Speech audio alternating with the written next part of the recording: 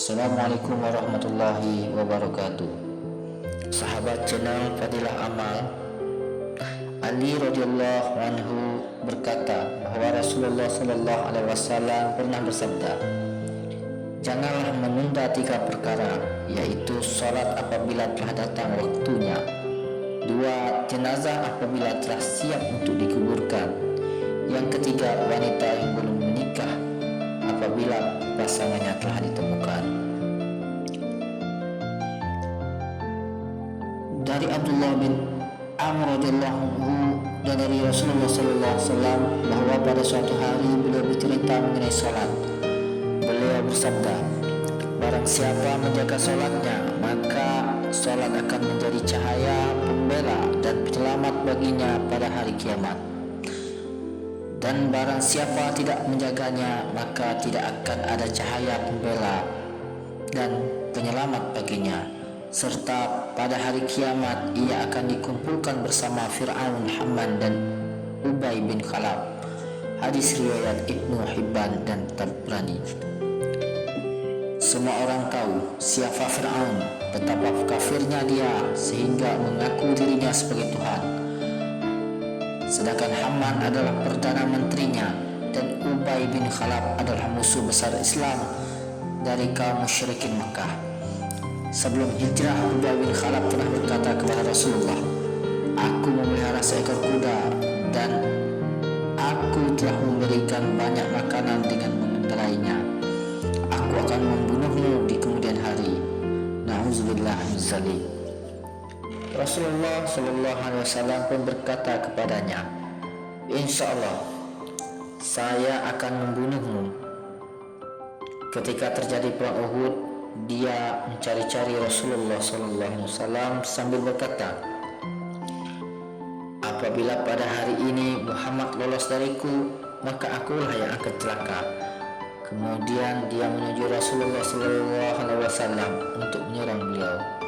Para sahabat ingin melempar Ubay bin Khalaf dengan tombak dari jauh, tapi Rasulullah sallallahu alaihi wasallam berkata, "Biarkan dia mendekat." Ketika dia telah mendekat, Rasulullah sallallahu alaihi wasallam mengambil sebilah tombak dari seorang sahabat lalu melemparkannya kepada Ubay bin Khalaf sehingga lehernya tergores sedikit. Akibat lemparan itu dia terjatuh dari kudanya. Dengan jatuh bangun, dia berlari menuju pasukannya sambil berteriak, "Demi Tuhan, Muhammad telah membunuhku."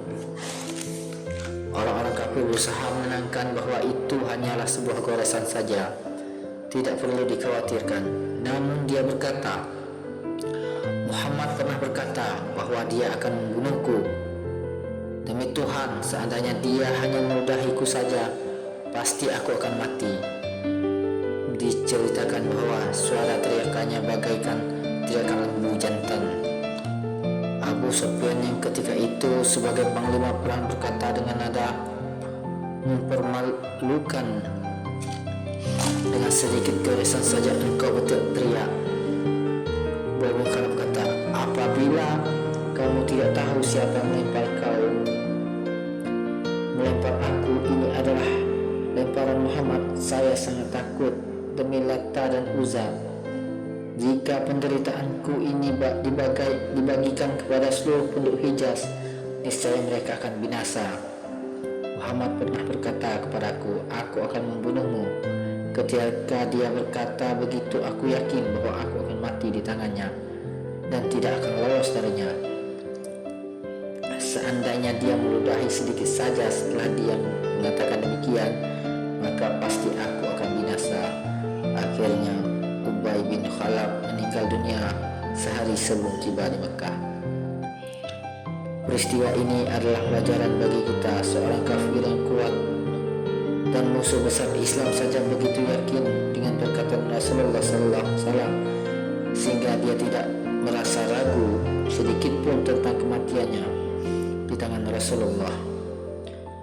Namun kita bagi manusia yang mengimani kenabian dan kebenaran beliau, meyakini sabda-sabda beliau, mengaku cinta kepada beliau dan bangga sebagai umat beliau, berapa banyak sabda-sabda beliau yang kita amalkan, juga hal-hal diberikan oleh beliau seperti azab, berapa banyak yang kita takuti. Hal ini perlu diperhatikan agar direnungkan oleh setiap orang.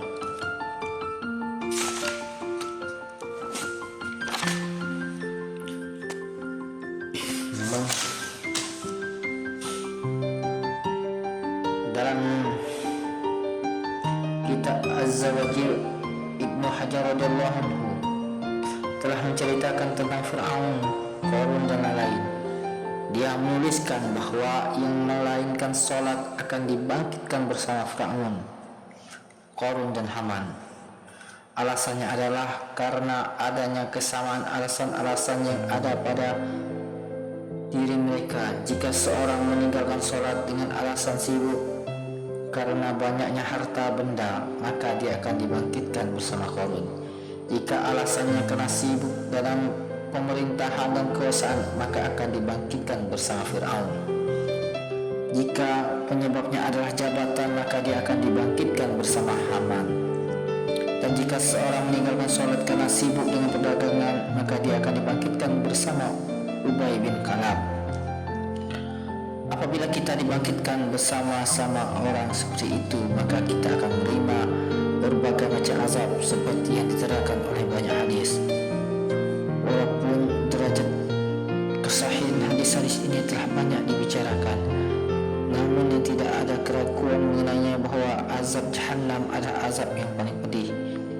Penting juga untuk diingat bahwa pada suatu hari nanti disebabkan keimanannya, seseorang akan dikeluarkan dari neraka Jahannam, dan mereka Fir'aun dan yang seperti itu akan tinggal di neraka Jahannam selama-lamanya. Namun untuk sampai bisa keluar dari neraka Jahannam, berapa lama kita akan berada di dalamnya, tidak ada yang mengetahui berapa ribu tahun akan disiksa di dalamnya. Sahabat channel Fadilah Amal, sebagian ulama berkata seperti disebutkan dalam sebuah hadis, barang siapa menjaga salatnya, maka Allah Subhanahu wa taala akan memuliakannya dengan 5 perkara. 1. Allah Subhanahu wa taala akan mengangkat kesempurnaan atau kesempitan hidup darinya. 2. Menyelamatkannya dari azab kubur. 3. Allah memberinya catatan amal dari tangan kanan. 4. Dia akan melintasi Syiratul Mustaqim secepat kilat. Yang kelima, dia akan masuk surga tanpa hisab. Dan barang siapa melalaikan sholatnya, maka Allah akan menyiksanya dengan 15 siksaan.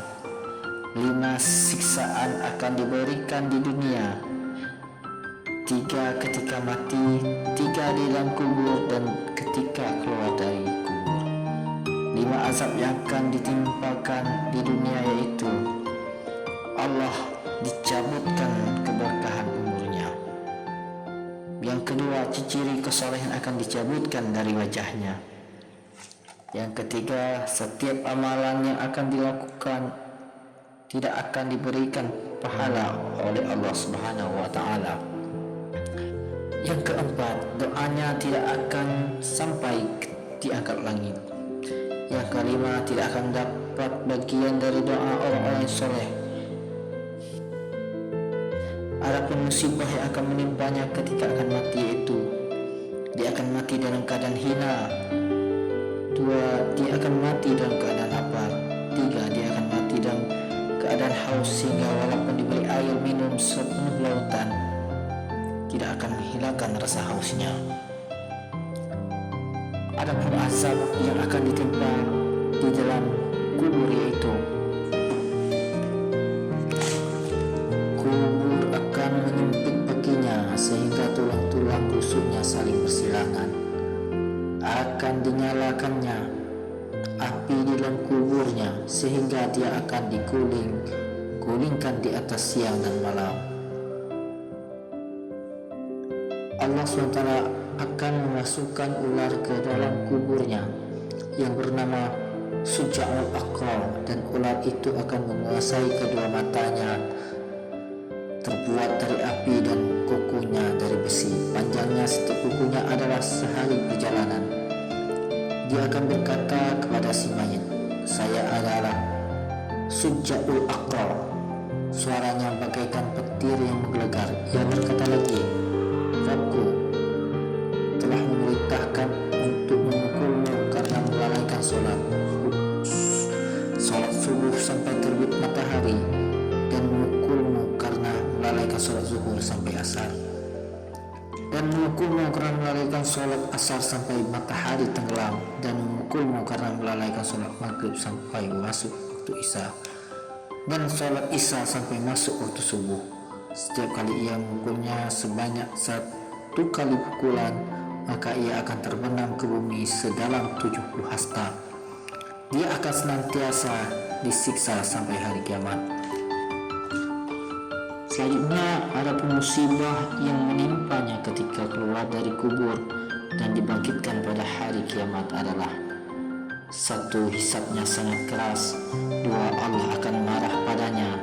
3. Masuk ke dalam neraka jahanam. Di dalam satu riwayat disebutkan bahwa pada wajah tertulis 3 baris tulisan yang berbunyi, "Wahai yang menyanyiakan hak Allah, wahai yang dikhususkan dengan kemarahan Allah, sebagai makna kamu telah menyanyiakan hak Allah di dunia, maka pada hari ini engkau akan berputus asa dari rahmat Allah."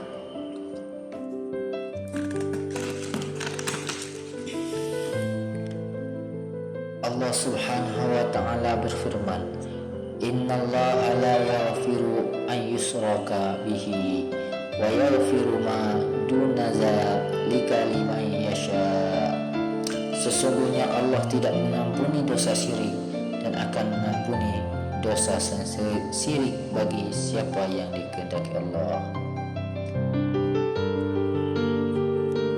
Sahabat channel Fadilah Amal, silakan like and subscribe agar channel ini lebih berkembang dengan pesat. Assalamualaikum warahmatullahi wabarakatuh.